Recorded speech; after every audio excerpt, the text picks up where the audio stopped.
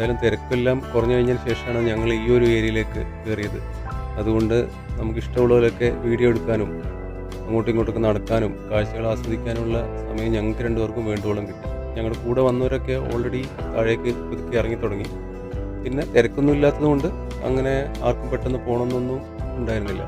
ഞങ്ങൾ നല്ല സാവധാനത്തിൽ കാഴ്ചകളൊക്കെ കണ്ട് പതുക്കെ തന്നെയാണ് ഇവിടുന്ന് ഇറങ്ങിയത്. നല്ല തണുപ്പുണ്ടായിരുന്നു. അർമേനിയ വരുന്ന ആൾക്കാർ ഒരിക്കലും ഒരു കാരണവശാലും ലേക്ക് സവാൻ മിസ്സാക്കരുത്. ഇപ്പോൾ വിൻ്റർ ടൈമിലാണെങ്കിൽ ചിലപ്പോൾ സ്നോ ആയിരിക്കും.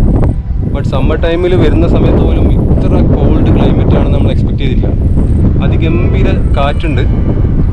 നല്ല ചൂട് എക്സ്പെക്ട് ചെയ്താണ് ഞങ്ങൾ വന്നത്. പക്ഷേ തണുപ്പ് എന്ന് പറഞ്ഞാൽ നല്ല കിടിലൻ തണുപ്പ്, നല്ല മഴക്കാറും.